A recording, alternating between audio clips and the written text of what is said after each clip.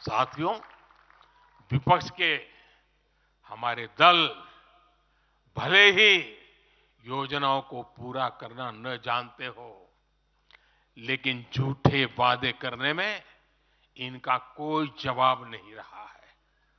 बावजूद इसके आज एक वायदा करने से ये सारे राजनीतिक दल घबराते हैं। एक भी राजनीतिक दल के मुंह से नहीं सुना होगा आपने।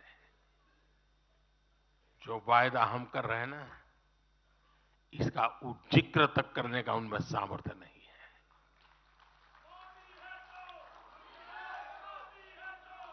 और हमारा वायदा है विकसित भारत का।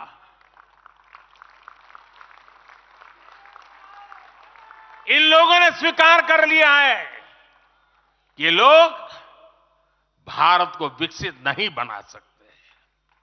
सिर्फ और सिर्फ बीजेपी ही ऐसी पार्टी है, एनडीए ही ऐसा एक गठ है जिसने इसका सपना देखा है। हम मिशन मोड पर भारत को 2047 तक देश जब आजादी के 100 साल मनाएगा, हम भारत को विकसित देश बनाने के लिए काम कर रहे हैं।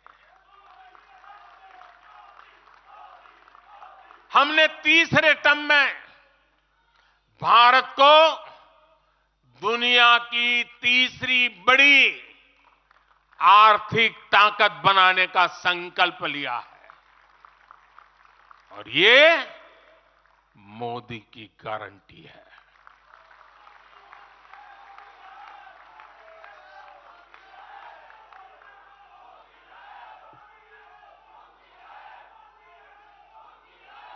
और जब मैं भारत को तीसरी आर्थिक ताकत बनाने की बात करता हूं, तो उसका मतलब भी बहुत गहरा है।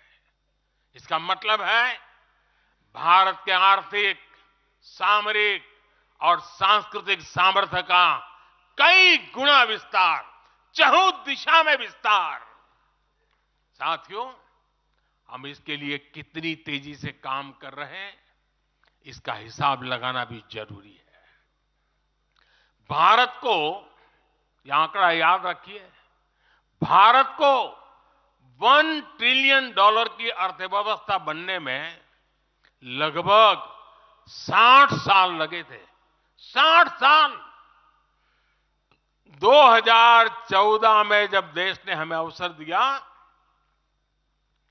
तो 2 ट्रिलियन मार्क भी बहुत बड़ा लग रहा था, लेकिन 10 वर्षों में हमने अपनी अर्थव्यवस्था में $2 ट्रिलियन और जोड़ दिया। एक के लिए 60 साल, 10 साल में 2 और जोड़ दिया। जब भारत दुनिया की 11वें नंबर की अर्थव्यवस्था था और 11 से 10 पर आने में दम उखड़ गया उनका, हम 11 से 5 पर ले आए। अर्थव्यवस्था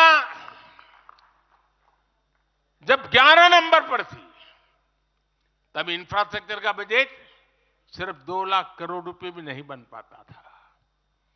आज भारत 5वें नंबर की अर्थव्यवस्था है, तो भारत का इंफ्रा बजट 11 लाख करोड़ को पार कर चुका है।